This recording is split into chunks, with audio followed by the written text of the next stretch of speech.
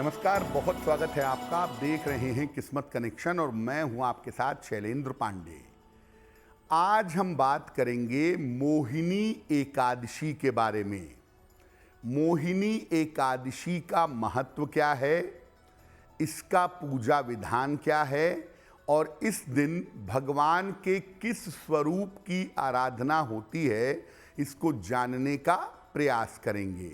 सबसे पहले जानते हैं कि एकादशी के व्रत की महिमा क्या है, खास तौर से मोहिनी एकादशी की क्या महिमा है। देखिए, हिंदू धर्मशास्त्रों में शरीर और मन को संतुलित करने के लिए व्रत और उपवास के नियम बनाए गए हैं। तमाम व्रतों में और उपवासों में सर्वाधिक महत्व एकादशी का है और एकादशी महीने में 2 बार पड़ती है। एक बार पड़ती है शुक्ल पक्ष में, शुक्ल एकादशी, और एक बार पड़ती है कृष्ण पक्ष में, कृष्ण एकादशी। वैशाख के महीने में एकादशी उपवास का विशेष महत्व है और इससे मन और शरीर दोनों संतुलित रहते हैं और खास तौर से गंभीर रोगों से रक्षा होती है और जीवन में बहुत सारा नाम और बहुत सारा यश प्राप्त होता है। अगर हम मोहिनी एकादशी की बात करें तो मोहिनी एकादशी के उपवास से मोह के बंधन नष्ट हो जाते हैं। चूंकि ये मोह को नष्ट करती है, इसीलिए इसको मोहिनी एकादशी कहा जाता है। जो लोग भावनाओं से और मोह से मुक्ति की इच्छा रखते हैं, उनके लिए मोहिनी एकादशी का यानी वैशाख मास की एकादशी का विशेष महत्व है। मोहिनी एकादशी के दिन भगवान के श्री राम स्वरूप की आराधना की जाती है। यानी वैसे तो हर एकादशी पर भगवान विष्णु या उनके अवतारों की पूजा होती है। मोहिनी एकादशी पर भगवान विष्णु का जो रामावतार है, भगवान राम का अवतार है, उसकी पूजा की जाती है। इस बार मोहिनी एकादशी का अवसर 19 मई को है, जिसका पालन हम सबको करना चाहिए। अब जानते हैं कि जब आप मोहिनी एकादशी का व्रत रखेंगे, इसका पालन करेंगे, तो आपको इस दिन किस किस तरह के वरदान मिल सकते हैं। अगर आप मोहिनी एकादशी पर व्रत रखते हैं, पूजा उपासना करते हैं, तो व्यक्ति की चिंताएं और मोह माया का प्रभाव कम होता है। सबसे बड़ी बात यह है कि ईश्वर की कृपा का अनुभव होने लगता है। पाप प्रभाव कम होता है और मन आपका शुद्ध होता है।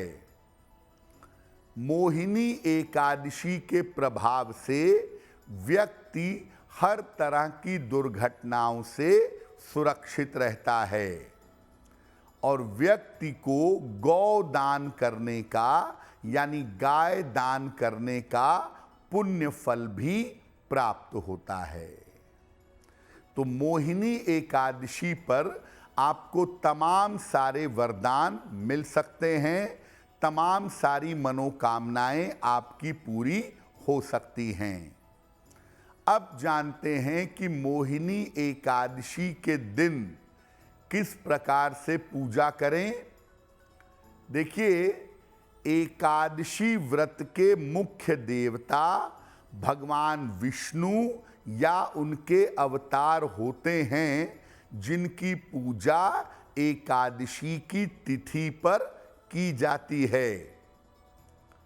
तो एकादशी पर प्रातः काल उठ करके स्नान करें, पहले सूर्य भगवान को अर्घ दें, इसके बाद भगवान राम की आराधना करें। उनको पीले फूल, पंचामृत और तुलसी दल अर्पित करें। चाहें तो ऋतु के फल, मौसम के फल भी उनको अर्पित कर सकते हैं। इसके बाद भगवान राम का ध्यान करें। नीलांबुज श्यामल कोमलांगम सीता समारोपित वाम भागम पाड़ौ महासायक चारुचापम नमामि रामम रघुवंशनाथम। भगवान राम का ध्यान करें, इसके बाद उनके मंत्रों का जप करें। एकादशी का पूरा फायदा लेना चाहते हैं तो पूरे दिन भर, रात भर या तो लिक्विड आहार ग्रहण करें या केवल फल ग्रहण करें, तो इसके श्रेष्ठ परिणाम आपको प्राप्त होंगे। अगले दिन प्रातःकाल एक समय का भोजन या अन्न किसी निर्धन व्यक्ति को दान करें, उसके बाद अपने व्रत का समापन करेंगे। एकादशी पर अपने मन को ईश्वर में लगाएं, क्रोध न करें, असत्य न बोलें।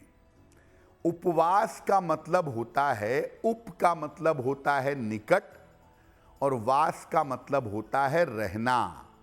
तो उपवास का मतलब ये है कि इस दिन आप ज़्यादा से ज़्यादा समय अपना ईश्वर में लगाएंगे, अधिक से अधिक उनकी पूजा करेंगे, अधिक से अधिक उनके मंत्रों का जप और ध्यान करेंगे, तो इसके परिणाम शुभ होंगे। केवल भोजन न करने से एकादशी नहीं होगी। आपको जब भी मौका मिले पूरे दिन भर में आप भगवान के मंत्रों का जप करें, उनकी स्तुति करें, उनका ध्यान करें, तब जाकर के एकादशी का पूरा लाभ आपको प्राप्त होगा।